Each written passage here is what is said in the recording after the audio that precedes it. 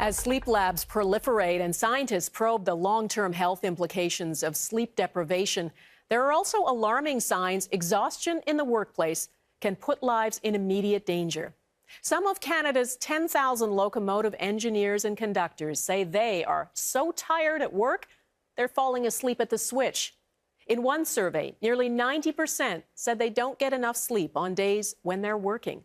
Claude Adams has more on the hazards of fatigue on Canada's railways. The trains can stretch 2 miles or more. As much as 25,000 tons of metal and freight, where one mistake, one missed signal, can mean disaster. It's a scary feeling to fight fatigue. Fatigue is an epidemic. The men and women at the controls need to be wide awake. Sometimes they're not. I am drained all the time. I'm always tired. That I can tell you. I'm always tired. But you run on autopilot. Worried about his job, this locomotive engineer asked that we conceal his identity. But he wanted to tell us what can go wrong. If you have a train going at 60 miles an hour and you nod off for even, say, 10 seconds, you risk going off the track. And in that 10 seconds of you falling asleep, when your conductor's falling asleep, you're now all over the ditch and you've wiped out a community. We're running on borrowed time. We're running on borrowed time. People like union official Don Ashley say there's a serious fatigue problem on the rails, an accident waiting to happen. The problem is a wildly erratic work schedule. 80% of our membership doesn't know when they're going to go to work next. They can't predict when they're going to go to work, so they can't adjust their sleep schedule. You know, they don't have any regular set hours of work, and they don't have any regular set scheduled days off to reset everything, so it just builds and builds and builds. Did I blow my whistle properly at that last crossing? Was I asleep when I went over that last crossing? Was that last signal a clear signal? Was it a stop signal? Where am I? I've worked in the railway for 31 years. You know about fatigue? I know about fatigue. I can remember operating a train and in an automatic sense, where you're operating the train, but you're not really there. On autopilot? On autopilot, yeah. You know, your reaction times and everything are compromised. There's such a level of fatigue out there that it was always a concern. Clint Marquardt spent 9 years with the Transportation Safety Board and investigated 30 rail accidents. I think that there's a great risk of an accident that will cause some serious consequences to the Canadian public. The fatigue he's talking about is brought about not by too little sleep, but rather by irregular or poor quality sleep, the kind that scrambles the body's circadian rhythms. When you start working shifts all over the place, you have to sleep at all sorts of times during the day, which then desynchronizes those circadian rhythms. And when they become desynchronized, you're essentially in a perpetual state of fatigue. You cite an example of a worker who put in 28 shifts in a period of 30 days. I did, yes. That seems incredible.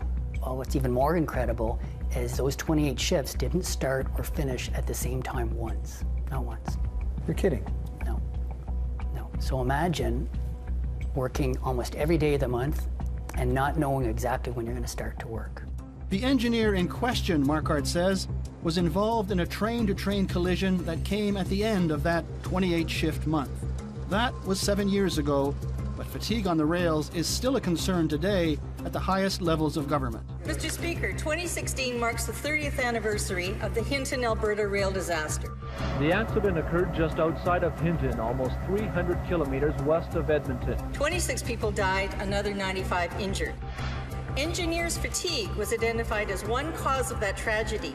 30 years later, worker fatigue is still a major factor in derailments, including at Lac-Mégantic. How many more disasters before the minister finally takes action on engineer fatigue? Hear, hear. While fatigue was not in fact blamed for the 2013 Lac-Méganic rail disaster, in which crude oil spilled from a freight train and blew up and destroyed much of the town, the official investigation did make several references to fatigue management and training. The Minister of Transport. Rail safety is my #1 priority. It is that of this government, and we will be vigilant with respect to that because so many Canadians are concerned about it. Earlier this year, Transport Canada warned of an immediate threat to safety on some CP rail lines in British Columbia. Crew members themselves had complained of excessive fatigue, something the Transport Minister said he was addressing. We are actively looking into that at the moment. The railway was ordered to make changes, and it did, but it is appealing the order. We're human beings. We are being forced to work into the ground. This CP Rail executive says that's just not true, The data is driven from payroll. that nobody is being forced to drive these trains when they're tired. Every person that gets on a train has the unfettered right to choose not to work if they're tired. It's called booking unfit. And if you call in and book unfit, that's it. You can't be disciplined for it. He says that, as these records show, engineers and conductors can, and often do, decide not to take rest times that are available to them. It's about the individual and the decisions they make. Each arrow indicates an opportunity where the employee could have taken rest and chose not to. So if you look at this month, here they could have taken 14 more hours and chose not to. Here they could have taken 14. Here they could have taken 14 more. Here 14. So these are examples, if I understand it, of instances in which the employee could have taken a rest, could have slept. Additional rest. And decided that he didn't want to. Yeah. Another union leader put it well, said, you've got thousands of independent contractors. Each chooses their schedule. Each chooses their pay packet. But you set the schedules. We set the schedule of the trains. But what about those unpredictable schedules, the kind that have crews working a lot of different day and night shifts? Edwards says those schedules are determined by things like delivery commitments and by the weather. We play an outdoor sport. It snows, it rains, we have avalanches, and they have to be cleared off, and that can affect our schedule. So does that affect the start time? It does. This is the nature of this business, and we try to minimize that because it's in our advantage as well. If there, in fact, there are people on the trains who are tired, who are overtired, who are sleep deprived, your management, you're running the railway, surely it's something that you should be able to control. And we have, and I have a stack of grievances this high because we're doing that. A stack of grievances that you're doing what, sorry? We're forcing people to take rest, and it's being grieved. You're forcing people to stay away from work? Yes. And it's being grieved? Yes. By? The Teamsters. The union says that in its actions, CP is not honoring a 2012 agreement about scheduling. Whoever is responsible for the fatigue, whether it's the company, the union, or the workers themselves, the fact remains that there are people driving the trains in an unfit state. I see brothers and sisters across the system that are plagued with fatigue, that are walking around life on autopilot, or, for lack of a better term, a zombie, because they are so tired and they cannot get proper rest. That fatigue can be predicted on the software Clint Marquardt uses, software designed with the help of the U.S. Air Force. Remember that engineer we talked about, the one with 28 different shifts in a month? Each black bar on the graph is one shift. There's no predictability.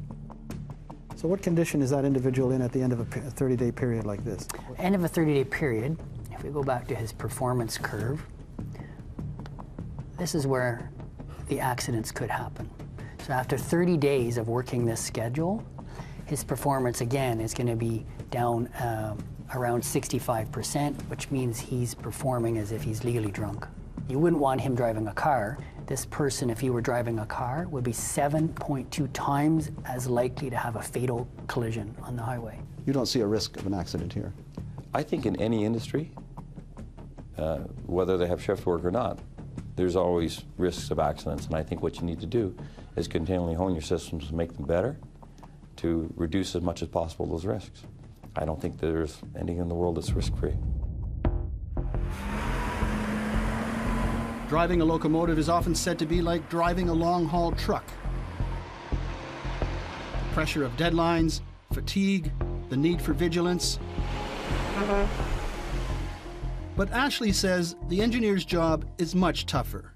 Truck drivers can pull over to the side of the road, get out and go for a little walk, stop at a rest stop, grab a coffee, splash some water on their face.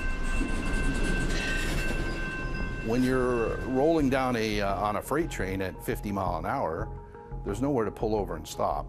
There's nowhere to get out and walk around. So what do? You keep rolling? You keep rolling. You open the window, stick your head outside if you can, try and have a discussion with your coworker, just to try and stimulate yourself to keep moving.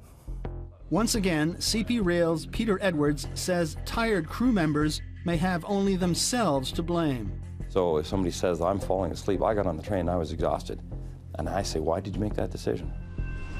It's a decision that may, in the end, be a recipe for trouble, because there are simply no substitutes for sleep. I think what we've learned is that fatigue has to be better studied, better understood, and better managed. We're not there yet, though.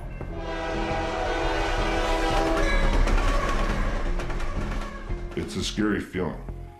It's a scary feeling to fight fatigue.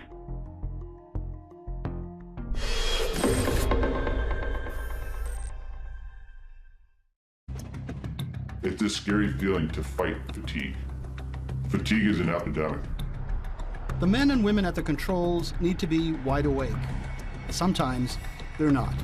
I am drained all the time. I'm always tired. That I can tell you. I'm always tired. But you run on autopilot. Worried about his job, this locomotive engineer asked that we conceal his identity. But he wanted to tell us what can go. We're running on borrowed time. People like union official Don Ashley say there's a serious fatigue problem on the rails, an accident waiting to happen. The problem is a wildly erratic work schedule. 80% of our membership doesn't know when they're going to go to work next. They can't predict when they're going to go to work, so they can't adjust their sleep schedule. They don't have any regular set hours of work, and they don't have any regular.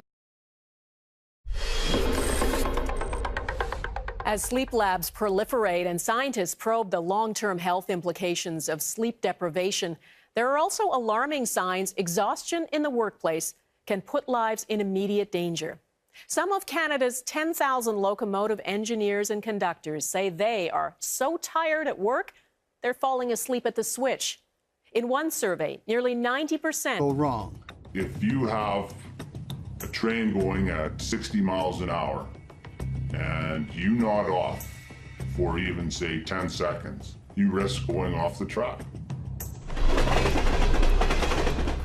And in that 10 seconds of you falling asleep, when your conductor's falling asleep, you're now all over the ditch and you've wiped out a community. We're running on borrowed time. Said they don't get enough sleep on days when they're working. Claude Adams has more on the hazards of fatigue on Canada's railways. The trains can stretch 2 miles or more. As much as 25,000 tons of metal and freight,